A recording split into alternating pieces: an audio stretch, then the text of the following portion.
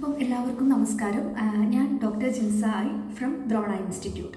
അപ്പോൾ നമുക്കറിയാം, നമ്മുടെ PSCയുടെ ഒരു ലാസ്റ്റ് ടൈം പ്രിപ്പറേഷനിലായിരിക്കും എല്ലാവരും.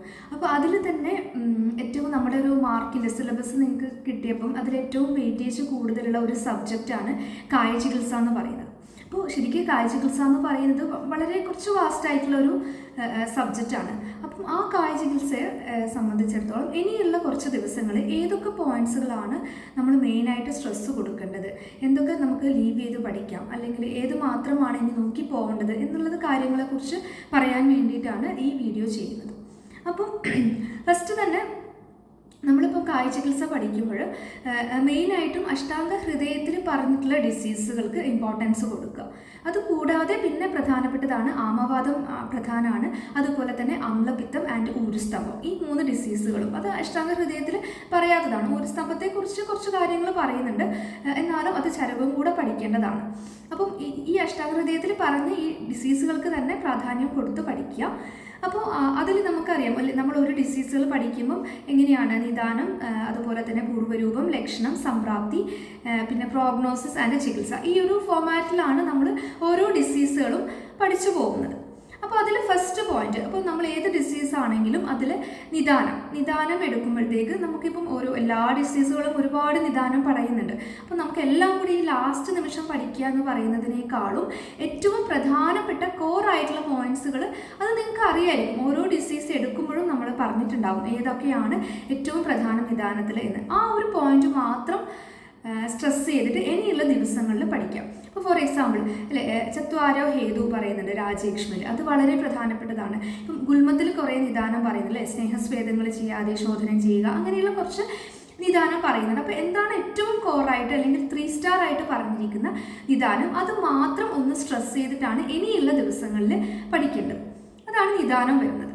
നെക്സ്റ്റ് വരുന്നത് പൂർവ്വരൂപം, അതുപോലെ തന്നെ സാമാന്യ ലക്ഷണം ആൻഡ് വിശേഷ ലക്ഷണം. ഇതും നമ്മൾ നിദാനത്തിൽ പറഞ്ഞതുപോലെ എല്ലാ ലക്ഷണങ്ങളും കൂടെ ഇനി പഠിക്കാൻ പാടില്ല. ഏറ്റവും കോറായിട്ട് ഓരോന്നിനും പറയുമ്പോൾ പൂർവ്വരൂപം ആയിക്കോട്ടെ, അല്ലെങ്കിൽ സാമാന്യ ലക്ഷണം ആയിക്കോട്ടെ, അല്ലെങ്കിൽ വാദപിത്ത കഫ ലക്ഷണം ആയിക്കോട്ടെ, അപ്പോൾ ഏറ്റവും കോറായിട്ട് ഓരോന്നിനും പറഞ്ഞിട്ടുള്ള ലക്ഷണങ്ങൾ അത് ഏതൊക്കെയാണെന്ന് നിങ്ങൾക്ക് അറിയാം.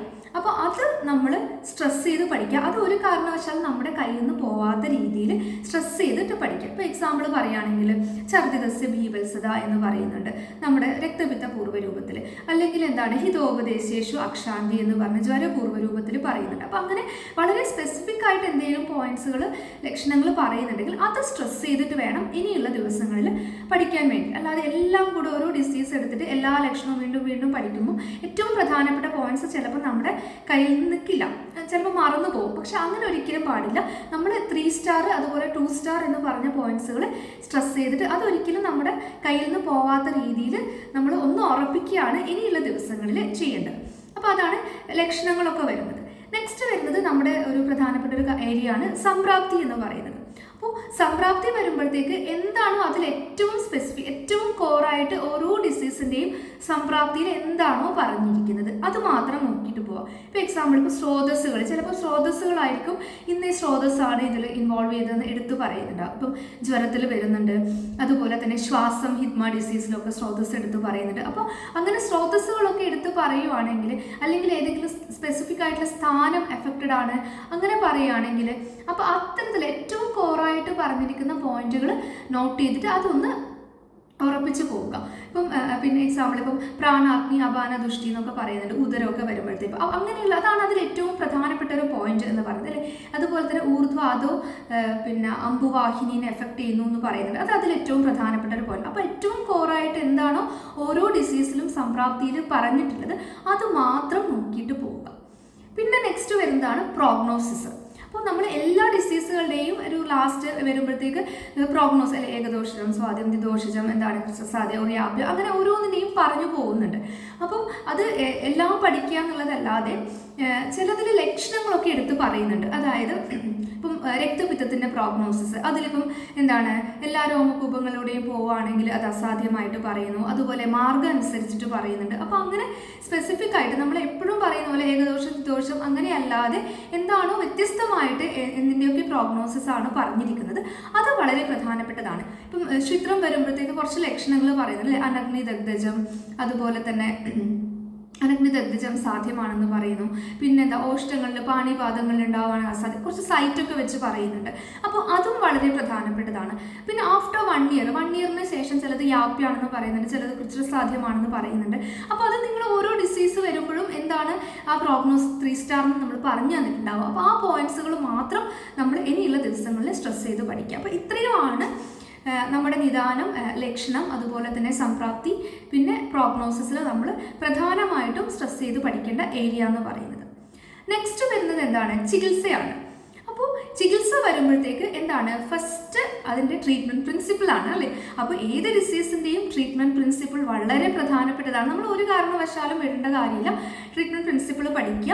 അപ്പോൾ ആ ട്രീറ്റ്മെൻറ്റ് പ്രിൻസിപ്പിൾ പഠിക്കുമ്പം ജസ്റ്റ് നമ്മൾ പോയിന്റ്സ് പഠിക്കാതെ ഒരു ശ്ലോകം ഒന്ന് നോക്കുന്നത് നല്ലതായിരിക്കും. ശ്ലോകം നോക്കുക എന്ന് വെച്ചാൽ ശ്ലോകം ഇരുന്ന് ബൈഹാർട്ട് പഠിക്കുക എന്നല്ല ഉദ്ദേശിക്കുന്നത്.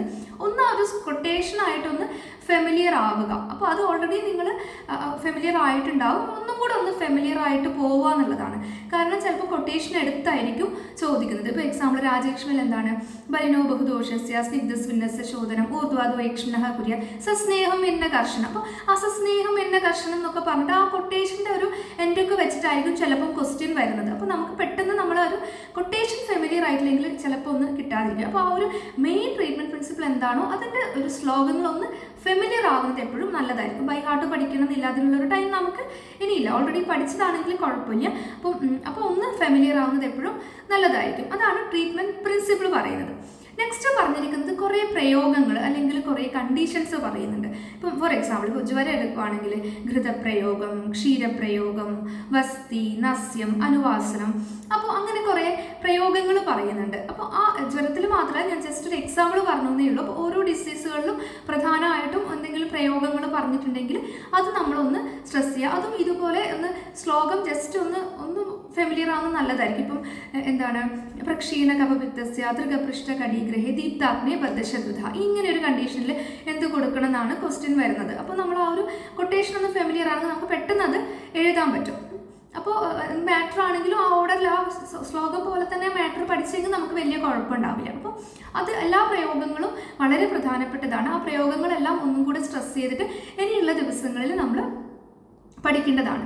പിന്നെ വരുന്നത് എന്താണ്, പിന്നെ പഞ്ചകർമ്മങ്ങൾ. ഇപ്പോൾ ചില ഡിസീസുകളിലൊക്കെ പഞ്ചകർമ്മങ്ങൾ, ഇപ്പം എക്സാമ്പിൾ വാതരക്തത്തിൽ വസ്തിയുടെ ഇമ്പോർട്ടൻസ് പറയുന്നുണ്ട്. അതുപോലെ തന്നെ വിസർപ്പം വരുമ്പം രക്തമോക്ഷം അതിൻ്റെ ഇമ്പോർട്ടൻസ്, അങ്ങനെ എന്തെങ്കിലും പഞ്ചകർമ്മങ്ങൾ, പിന്നെ രക്തമോക്ഷം അല്ലെങ്കിൽ പിന്നെ വിരേചനം കൊടുക്കുക, അല്ലെങ്കിൽ വസ്തി ചെയ്യേണ്ട ഇമ്പോർട്ടൻസ്, അങ്ങനെ ഏതെങ്കിലും ഓരോ ഡിസീസുകളിൽ പറഞ്ഞു പോയിട്ടുണ്ടെങ്കിൽ അതും ഒന്ന് സ്ട്രെസ് ചെയ്ത് പഠിക്കണം. പിന്നെ വരുന്നതാണ് പഥ്യങ്ങളാണ് അല്ലേ. അപ്പോൾ പഥ്യം എന്ന് പറയുമ്പോൾ മിക്കവാറും ഡിസീസുകളൊക്കെ അവസാനം വരുമ്പോൾ പഥ്യങ്ങളൊക്കെ പറഞ്ഞിട്ടുണ്ടാവും. പക്ഷേ ഏറ്റവും പ്രധാനപ്പെട്ടത് നമ്മുടെ എന്തായാലും പഠിച്ചിരിക്കേണ്ട ഇനിയുള്ള ദിവസങ്ങളിൽ നമ്മൾ എന്തായാലും നോട്ട് ചെയ്തിട്ട് പിന്നെന്താണ് ഉറപ്പിച്ച് വെച്ച് പോകേണ്ട ഡിസീസുകളാണ്, പഥ്യങ്ങളാണ്. ഒന്ന് ജ്വരത്തിൽ പറയുന്നത്, അതുപോലെ തന്നെ കുഷ്ഠത്തിൻ്റെ പഥ്യാപഥ്യം, പിന്നെ വരുന്നത് പ്രമേഹത്തിൻ്റെ പഥ്യാപഥ്യം, അതുപോലെ തന്നെ ശോഭത്തിൻ്റെ പഥ്യാപഥ്യം. ഇതൊക്കെ എന്താണ് വളരെ പ്രധാനപ്പെട്ടതാണ് കേട്ടോ. ഇത് എന്തായാലും നമ്മൾ പഠിക്കേണ്ടതാണ്. ഇനിയുള്ള ദിവസങ്ങളിൽ നമ്മൾ അതൊന്ന് സ്ട്രെസ് ചെയ്ത് പഠിക്കണം. പിന്നെ തക്രം പറയുന്നുണ്ട് അല്ലേ, തക്രത്തിൻ്റെ പ്രയോഗം പറയുന്നുണ്ട്. ഇപ്പോൾ ഗ്രഹണി, അർഷസ് പോലെയുള്ള ഡിസീസുകളിലൊക്കെ തക്രത്തിൻ്റെ പ്രയോഗങ്ങളൊക്കെ പറയുന്നുണ്ട്. അപ്പോൾ ആ ഒരു തക്രപ്രയോഗമൊക്കെ വളരെ പ്രധാനപ്പെട്ടതാണ്. അപ്പോൾ അതും നമ്മൾ ആ ഒരു പഥ്യം എന്നുള്ള രീതിയിൽ തന്നെ നമുക്ക് എടുക്കാം. അപ്പോൾ അതും പ്രധാനപ്പെട്ടതാണ്, 3 സ്റ്റാർ ആണ്.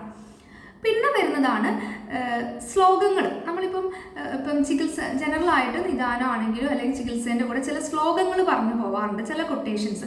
ഇപ്പം എന്താണ്, അക്രിയായാം ധ്രുവം മൃത്യു ക്രിയായാം സംശയോ ഭവേത്, ഏത് കോണ്ടെക്സ്റ്റിലാണ് ഈ കൊട്ടേഷൻ പറഞ്ഞിട്ടുള്ളത്. അപ്പോൾ അതും നമുക്ക് ഓരോ ഡിസീസ് എടുക്കുമ്പോഴും അതിൽ പ്രധാനപ്പെട്ട കൊട്ടേഷൻ ഏതാണെന്ന് നിങ്ങൾ ഓൾറെഡി പഠിച്ചിട്ടുണ്ടാവും. അപ്പോൾ അത് നമ്മൾ ഇനിയുള്ള ദിവസം നന്നായിട്ട് ആ ഒരു കൊട്ടേഷൻസ് ഏതൊക്കെയാണ് എന്നുള്ളത്, ഇപ്പം സന്യാസത്തിൽ വരുന്നുണ്ട്, അതുപോലെ തന്നെ നേരത്തെ നമ്മൾ പറഞ്ഞതുപോലെ അശ്മരിയിൽ വരുന്നുണ്ട്, അതുപോലെ തൃണത്തിൻ്റെ ഒരു സിമിലി വെച്ചിട്ട് അർഷസിൽ പറയുന്നുണ്ട്, അതുപോലെ ജ്വരത്തിൽ ഒരുപാട് സിമിലീസ് പറയുന്നുണ്ട്. ആ സിമിലീസൊക്കെ അങ്ങനെ കൊട്ടേഷനായിട്ട് വേണമെങ്കിൽ ചോദിക്കാം, അതൊക്കെ പ്രധാനമാണ്. അപ്പോൾ അതൊക്കെ ഒന്ന് സ്ട്രെസ് ചെയ്തിട്ട് ഇനിയുള്ള ദിവസങ്ങളിൽ നമ്മൾ പഠിക്കണം. പിന്നെ വരുന്നത് കുറച്ച് ധാതുഗത ലക്ഷണങ്ങൾ പറയുന്നുണ്ട്. ഇപ്പം എക്സാമ്പിൾ ധാതുഗത ജ്വരം, അതുപോലെ തന്നെ ധാതുഗത കുഷ്ഠം, പിന്നെ ഗതവാദം പറയുന്നുണ്ട് അല്ലെ. ഓരോ പിന്നെ സ്ഥലങ്ങളിലും വാദം എഫക്റ്റ് ചെയ്ത് കഴിഞ്ഞാൽ ഗതവാദം, അതിൻ്റെയൊക്കെ ലക്ഷണങ്ങൾ, അതുപോലെ തന്നെ അതിൻ്റെ പ്രോഗ്നോസിസ് പറയുന്നുണ്ട്, അതുപോലെ തന്നെ ചികിത്സയും പറയുന്നുണ്ട്. അത് വളരെ പ്രധാനപ്പെട്ടതാണ്. അപ്പോൾ ഇനിയുള്ള ദിവസം അതും കൂടെ നന്നായിട്ട് നമ്മൾ പഠിക്കണം. പിന്നെ വരുന്നതാണ് യോഗങ്ങൾ എന്ന് പറയുന്നത് അല്ലേ.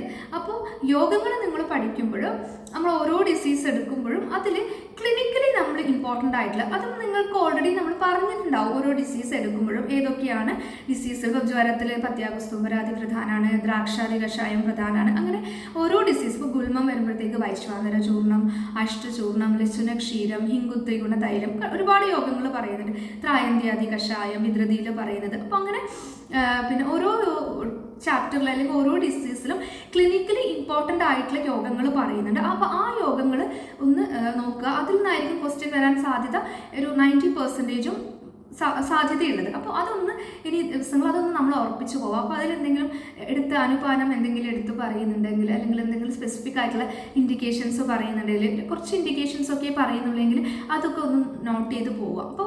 അപ്പോൾ അതാണ് യോഗങ്ങൾ ഓരോ ചാപ്റ്ററിലും. അത് ഏതൊക്കെയാണെന്ന് നിങ്ങൾക്ക് തന്നെ അറിയാം, ഏതൊക്കെയാണ് ഓരോ ചാപ്റ്ററിലുള്ളത്.